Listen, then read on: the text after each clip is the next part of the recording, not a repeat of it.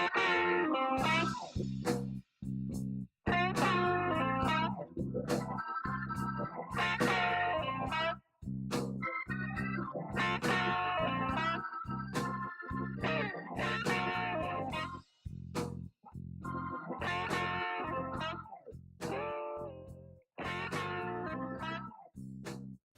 guys, Rob here, and welcome back to Before He Spoke. Now, today we're going to be talking about whiskey. Great hobby, interesting subject, a little misunderstood by some.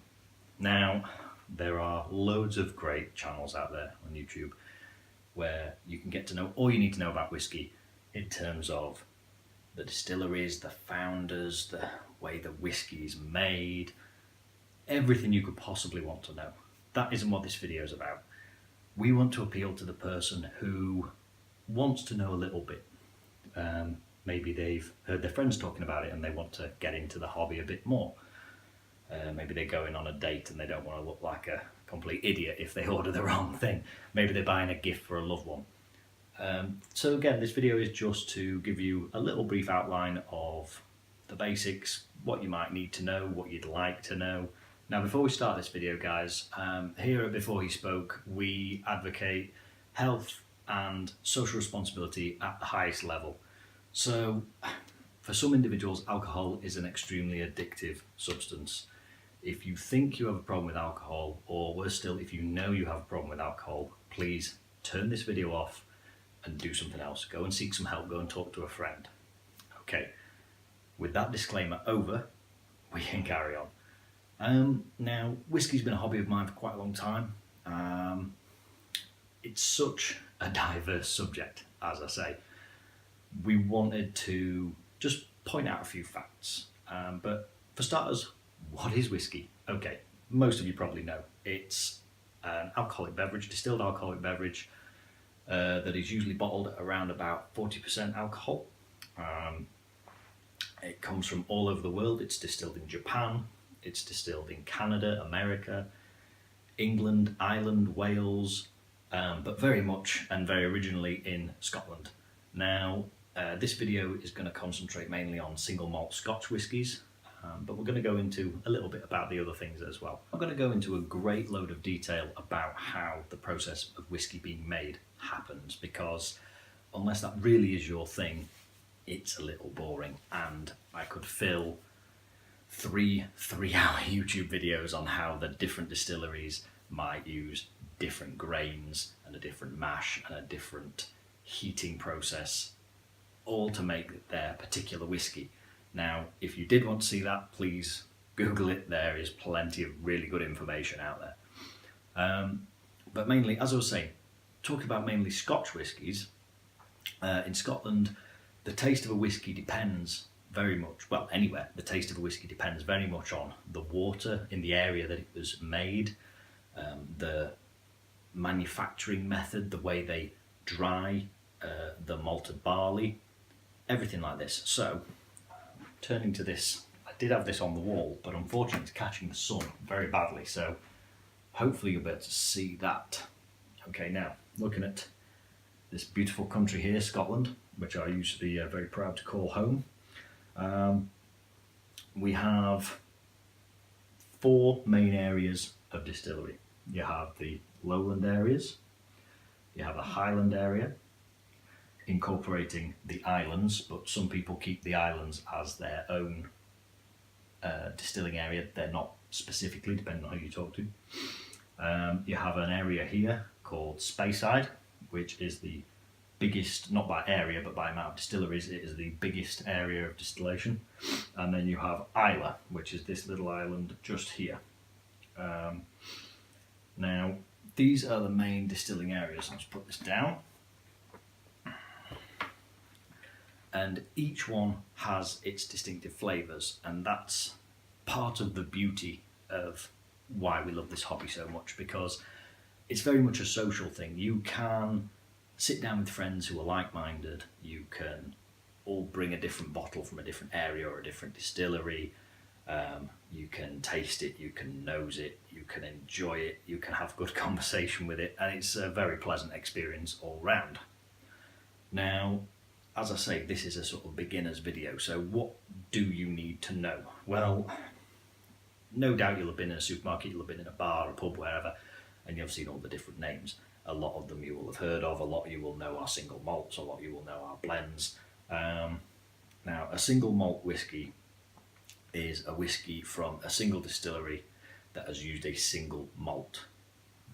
Well, stands to reason, doesn't it? It's very much in terms of, if you want to be drinking whiskies for enjoyment and as a hobby, that is where you want to be looking. You want to be looking at single malts. You'll have heard the term blended whiskies, of course, and you'll be able to name off the top of your head loads of different brands of blended whiskey. Blended whiskies they tend to be under a manufacturer name rather than a distillery name. They could have come from several distilleries and from several malts. That gives that manufacturer, they know how to blend what to get their distinct flavour. Now, they tend to be cheaper. They're not my cup of tea personally. They tend to be what you use as a mixer in a cocktail or something you will get in a nightclub, like a whiskey and coke or something like that. They're cheaper, they're not as good. Most people who are into whiskey won't drink them on their own, just because the quality isn't quite there. They're not bad drinks, and if you like drinking them, then please go ahead. That's entirely up to you. If you want to pay your money and you enjoy it, that's great. But what you really want to be looking at is the single malts. Now, there are, of course, just like everything in life, there are lower end single malts and there are upper end single malts. If you do a quick Google, you will find you can pay anything up to £75,000 for a bottle of single malt whiskey. I kid you not. But if you're just getting into the hobby and you want to learn a little more, maybe you want to taste a few, buying online is a great way, and there are plenty of good, affordable, what they call entry-level malt whiskies out there. One, for instance, is this present from my father for a couple of Christmases ago. Unfortunately, I still haven't opened it. This is Old Pulteney, which is a Highland distillery. It is extremely well thought of. As a beginner whiskey, you couldn't really go wrong with this. It is lovely stuff. You'll find that your malt whiskies will usually come in these cardboard and tin bottles, tin containers, just to basically keep them cool, keep them dry, keep the sun off them, especially as well when they're just in your house, not being used, because a bottle of whiskey could last you quite a long time. As you can see, there is a great deal of heritage goes into these things, and there is a great deal of marketing. Now, I am a bit of a geek. I love the branding on alcoholic drinks, and I love the marketing behind it, and I love the history that it's steeped in. Now, for instance, Old Pulteney, they have this very distinctive bottle shape. Now, that is to replicate the shape of the stills in their distillery, because originally when they were put in the building, little bit of history here, when they were put in the original distillery building, they were too tall for the building.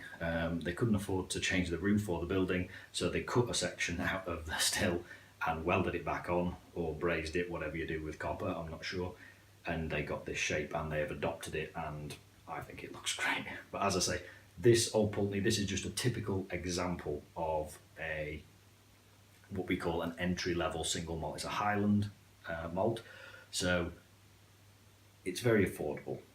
You'll expect to pay anything, if you can find them on offer in one of the main supermarkets, not naming any in particular, you might get an entry-level single malt for anything down to £24-25 if you're very lucky for a 70 centilitre.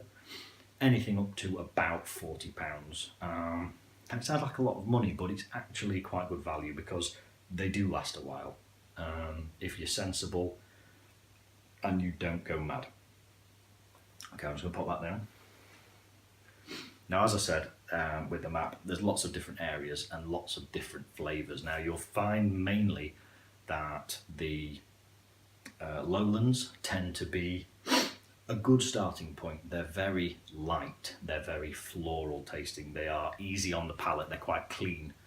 So if you just get into whiskey and you think, oh, it's a bit strong, I've tried it before and I didn't like it, maybe start with a lowland. As I say, the flavours aren't as strong. A lot are bottled at 40%, so they're sort of more the weaker end, if you like. I know 40% isn't a weak alcoholic beverage, but it's as weak as you will get in whiskey. Then moving on from there, you've sort of got the Speysides, which are extremely popular. Probably some names you will know. Glenfiddich, of course, everybody's heard of that. Aberlour, these sorts of brands that people have heard of. They are Speyside whiskies. As I said, that's the biggest distilling area in Scotland in terms of volume of distilleries. Very popular. They are, again, clean flavours, a little more strength than the lowlands they tend to have. They're very caramelly, very rich, very sort of sumptuous flavours. They're very appealing to the masses, if you like. So people buy Speysides because they think you can't go far wrong. If someone's a whiskey drinker, they will probably like a Speyside because it sort of combines the best of all worlds. Now, moving on from there, you've got the Highland and the Island whiskies, which tend to be, they have a lot of connections with the maritime industry from years gone. They have a very sort of briny taste, which will remind you of the seaside. If you've ever been lucky enough to go up to the Highlands of Scotland and the islands areas and been to the coast and breathed in the air there, and then you taste a Highland whiskey, you will make the connection. The thing is there in your mind. It's a really nice sensation. Now, they're a bit more smoky as well. The flavours are stronger. They're getting stronger all the time. A little bit peaty sometimes. Now, you have to taste these to sort of appreciate whether you like them or not. Getting on from there, you've got the Islay whiskies. Now, Islay is an island that basically has no trees. So back in the olden days, when it wasn't so easy to ferry timber around, they dried the barley with peat fires. Now, peat fires give off the phenols, which is what gives it the extremely strong flavour of the Islay whiskies. They're very, very strong. They're very smoky. Some people don't like that flavour. A lot of people don't like it, but I find the more people drink whiskey and the more they get into it, the more they like it, because it's very much an accustomed taste. You've got popular distilleries on Islay are Laphroaig, you've probably heard of, Ardbeg, Bruichladdich, Collela. These tend to be the popular ones. As I say, very peaty, extremely peaty, some of them. You can get the less peaty ones that people like. They like the flavour of the Islay, but they don't like the peat. So that's catered for as well. You can't go wrong, really. So if you're interested in sampling some of these, then go out and buy a bottle. If you want to and you can afford to and you enjoy it, then that's great. It's all in the trying and the testing. It's all trial and error, really. Okay, so this Old Pulteney, we're talking about entry levels. To clarify, Old Pulteney are not an entry level distiller or brand. This 12-year-old is their entry level bottle. Now, an age statement on a whiskey is how long it has matured in the cask, not in the bottle. You cannot buy this, put it on your shelf for 18 years and call it a 30-year-old, I'm sorry to say. So, the entry levels, they tend to be bottled around the 10, 12-year mark, but the same company, the same distillery, might do a 15-year-old, an 18-year-old, a 21-year-old. It tends to be, it's not always the case, but the older it is, the better it is, therefore the more expensive it is. Some people prefer a certain age. If you can afford it, you get the better ones, but I would start with the younger ones because the expense is not justifiable if you are a beginner. Now, when you're drinking your whiskies, this is a whiskey drinking glass. It's called a Glencairn. It has won design awards. It's a great little thing, and I love the way it looks. It's bowled out at the bottom, stemless, bowled at the bottom to give surface area to the liquid, to let it aerate, and then convoluted at the top for nosing. Because with whiskey, you're not just tasting it on your tongue when you drink it, you can nose it first. Now, here's a little tip.